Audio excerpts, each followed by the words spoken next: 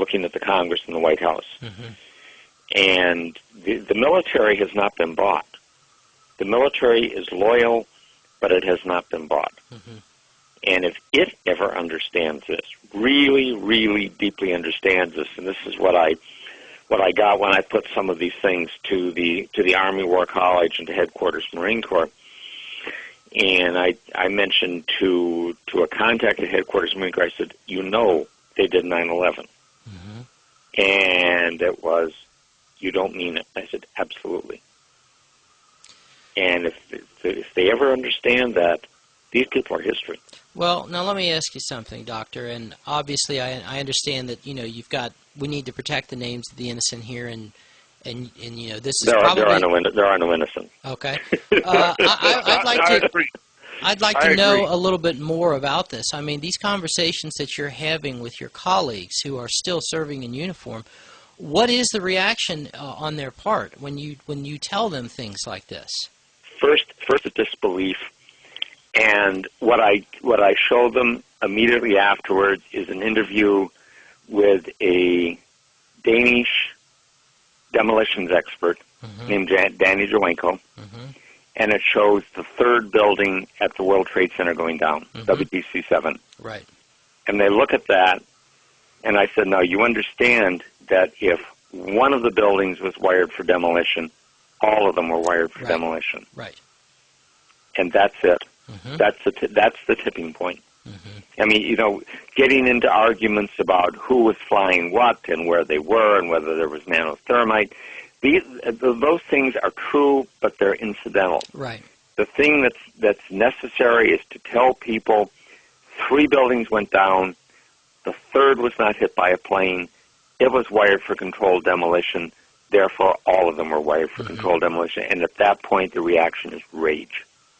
First disbelief and then rage. Well, I got to tell you, that I find to be very encouraging because, based upon the cursory conversations I have with some military people, and I have to be real careful about what I say because you just don't know what you're walking into when you start a discussion of this type with one of them. Based upon these, as I said, cursory conversations that I've had with some of them, they're clueless and they don't want to hear about it. They are loyal to the flag that is on their left sleeve as a patch, and the thought that the government could be in any way involved in any kind of high crimes and treason against the United States, people of the United States, is just unthinkable to them. So I'm glad to hear that there still is some gray matter and some patriotism left, at least in the circles where you travel, Dr. Sabrosky. Well, I mean, it's not that they don't want to hear it; it's that they don't know of it. And what I have done when I presented it to these people, and I said, just look at this, just look at this picture. I'm not going to give you an argument; just look at it. And they look at the film, and without exception, they come back and they say, they did it, didn't they? I said, yep, they did it. Can I jump in here for a second? I just wanted to mention that talking about military people, some of the most distinguished military people that I've ever had the pleasure to be around is Admiral Thomas Moore, former Joint Chiefs of Staff, which supported us completely, the USS Liberty investigation and so on and so forth. And then Ray Davis, he was the Commandant of the United States Marine Corps. And he directly said that this is, of course, not going to 911, but he directly said that the USS Liberty was not a mistaken identity. It was a act of cold-blooded, premeditated murder. So there are people out there in the military, and now these guys were retired at the time. But when you're educating people like you're doing, Alan, people that's in the military now, you're exactly right. They just don't know because nobody knows. It's been hid up. Everything's been hid. It's been covered up so good that it's. I I mean, it almost take a messiah to get us out of this thing. Dr. Sabrosky, I wanted to ask you, since we are, to a certain degree, prognosticating today and making predictions, what do you think is going to happen here? I mean, I was having a conversation with someone the other day about this situation with Iran.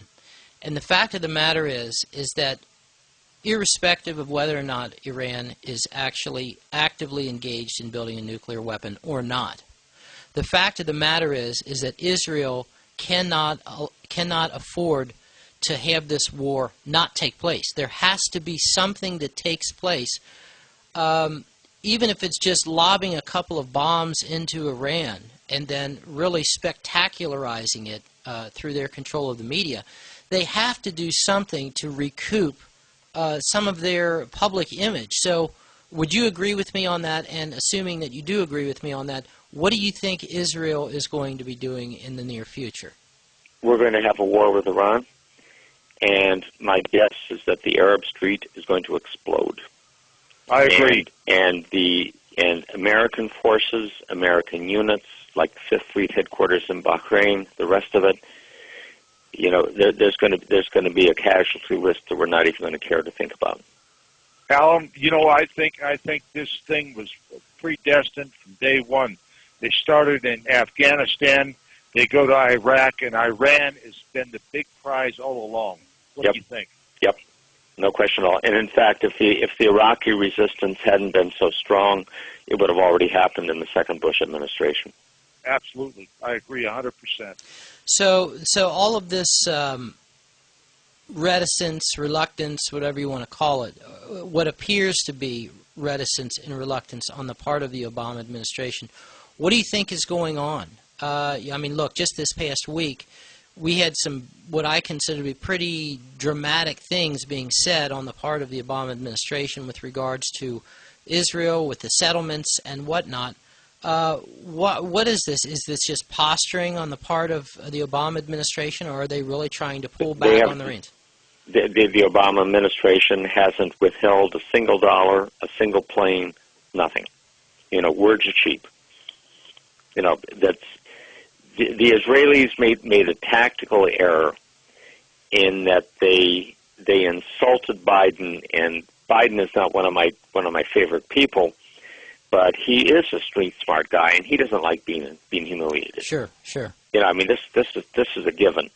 But nothing has happened to affect, in a tangible sense, anything that we're giving to Israel. Nothing. And as long as nothing happens to tangibly affect what we're giving to them, nothing else will matter. Okay. So why are we not already at war with Iran then? Partly because we can't find a good enough excuse for it that will allow us to sidestep what we're doing in Afghanistan and to a lesser extent Iraq. Okay. It's that there's just a little too much there. I'm pretty sure that the pattern was Afghanistan in 2001, Iraq 2003, Iran 2005, Syria 2007. Okay. The problem was that the Iraqi resistance didn't let that happen. I see. So now the time frame is a little bit different, and I'm not sure how that's going to play out. But I think that the way we're going to it is to try and create an excuse for a war. And after the war takes place, people can question it, but it doesn't change the fact of the war. You're right. If it's anything that we learned from Vietnam, is that once the troops are committed, right or wrong, you stand by the troops. I mean, that's one of the things that I noticed with the first Gulf War, and this is before I knew anything about anything. I thought, boy, when you look at the kind of protests that took place, and I was in college at the time of the first Gulf War, when you look at the kind of protests that took place during Vietnam, and of course on college you had a few people grumbling and saying this and saying that.